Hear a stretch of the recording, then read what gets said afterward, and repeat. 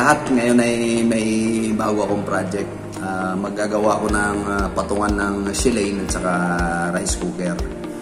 Okay, so ang mga materials na available na binigay sa akin ay tubular na 1x1. Okay, so ngayon maggagawa muna tayo ng sketch para pag nagputol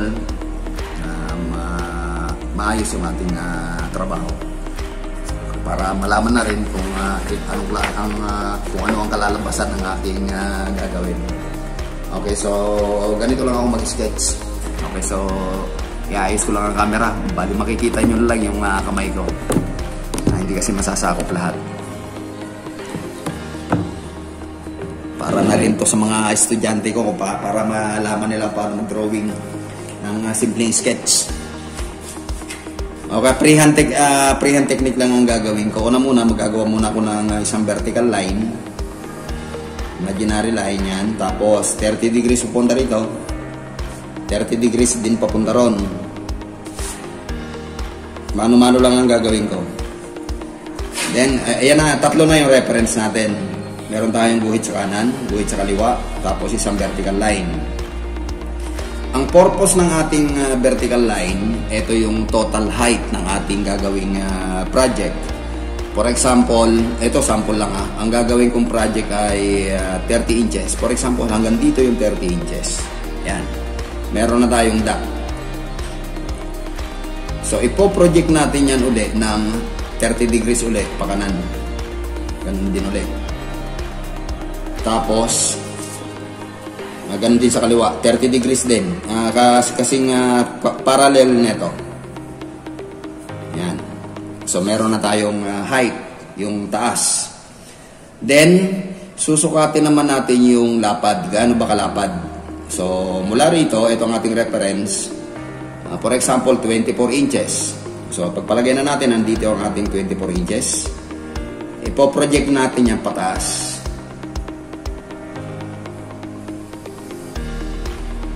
So, dito sa side na to, ito yung ating pinaka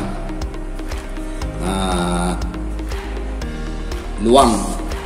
So, ayan ay 24 inches. Okay, so, lalagyan muna natin ng arrow. Mula dito sa ating pinaka-object line, mga 5 mm ang layo, doon tayo magsimulang gumawa ng arrow.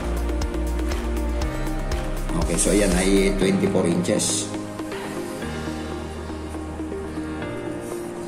Then, inakuha na natin yung height mula rito sa kuwan na to, ganun din, mga 5 mm mula sa ating object line. 5 mm ang layo, doon tayo mag-project ng dimension line. Manipis lang. Saka natin yung arrow, 2 mm ang layo sa ating dimension line mula sa ating object line. Okay, lilinawan ko muna yung ating object line. So, ito yung magiging height ng ating project. Yan. Ito na yung taas. Tapos, yung luwang, kakapalan ko na rin. Ito yung 24 inches. Okay, so, lalagyan na natin to ng arrow. Itong ating height ng ating project.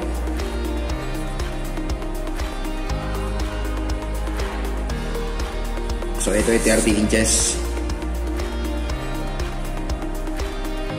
Okay, so nakuha na natin yung height, tapos yung luwang, then yung haba naman. Gaano kahaba ang gagawin nating project. Okay, so for example, ang gagawin kong haba ay mga 40 inches. For example, nandito yung 40 inches. So, mula dyan sa point na yan, ipoproject natin yung pataas. Manipis lang. Pwede na nating medyo linawan ng konti. Konting linaw lang para nabivisualize na natin. Okay, so nakuha na natin yung haba. Ito yung haba niya.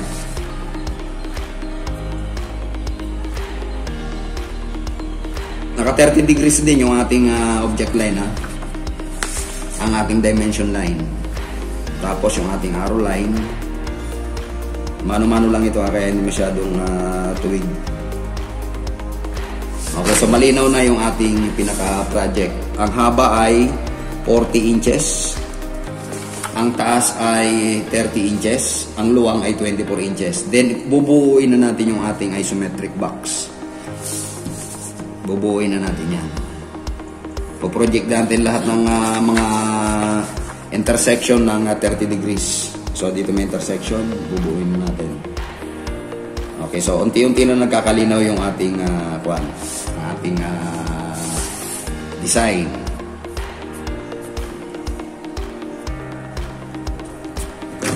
Okay, so ayan na yung ating ang ating isometric box. Okay, yung itaas, wala naman ako nakikita sa gabal, pwede nang linawan yung taas. Dito natin ipapatong yung ating shilane at saka rice cooker. Nabivisualize nyo ba?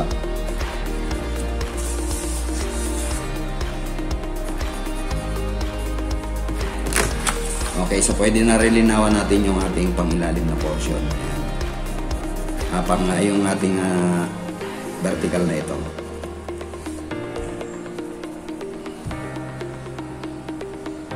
Okay, ang next step, mayroong division yon.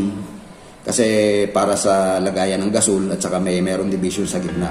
So, tansyahin na lang natin na yung laki ng gasol ay nasa mga 18 inches. So, ito ay 40. Ito ang kanyang 20. So, ito yung tatansyahin na lang natin. So, ipagpalagay na natin na nandito yung 18 inches. Ito project na rin natin yan sa pataas.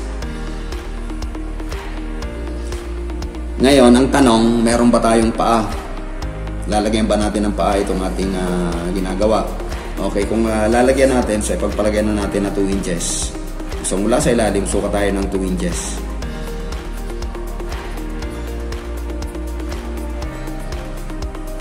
So, ipoproject din natin yan ng 30 degrees. Lilinyahan din natin ng 30 degrees yan, paikot.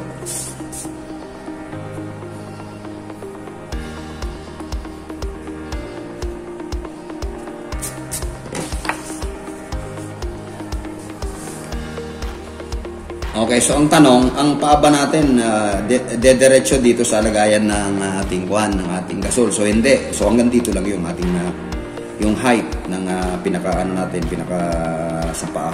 Tapos mula dito sa intersection, i-project din natin na papunta ron sa 30 degrees din. So kung lilinawan natin yan, ganito na mangyayari.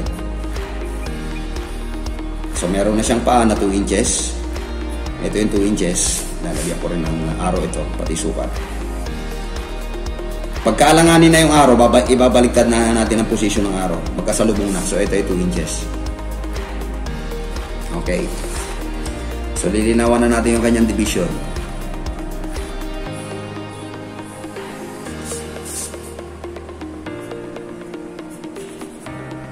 Pati yung pinaka-frame. Okay, so yan. Ngayon, yung division natin, may division pa rin to rito kasi may lagayan sila ng oven toaster doon. So, hatiin na lang natin sa gitna yan. So, ganun din. 30 degrees din. Hatiin lang natin sa gitna. So, yan. Ganyan ang mangyayari dyan. Tapos, kung saan ang may intersection, 30 degrees din papunta doon. Mano-mano lang yung ginagawa ko. Una muna, malabo lang muna ang gawin ninyo. Malabong guhit. Then, pagka sa tingin nyo, natansya na ninyo, okay na. So, pwede nang linawan. Okay. So, yan ngayon ang ating magiging pinaka project. Nabivisualize nyo ba? Okay. So, nakuha na natin yung height, 30 inches. Then, yung luwang, 24 inches. Ito yun. Tapos, yung haba, 40 inches. Then, yung may paa tayo sa ilalim, may yung 2 inches. Tapos itong division na ito, hatiin na lang natin sa gitna. Madali na yun. Kung ito ay 30 inches, magiging ito, 28 inches. Di ba magiging 14 na lang itong na ito. Yung bawat isa, 14 inches na lang yung bawat division natin dyan.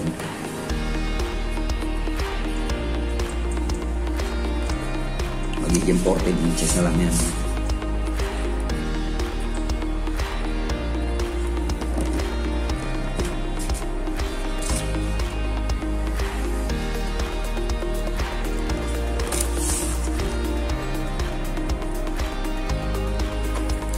so buo na yung ating detalye sa ating gagawin na project. Meron na tayong plano na sinusunod.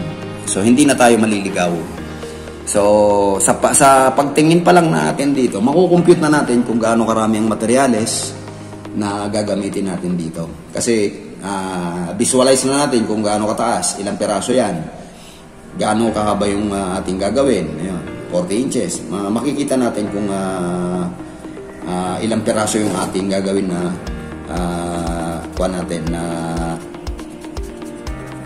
materyales, kung ilang putol.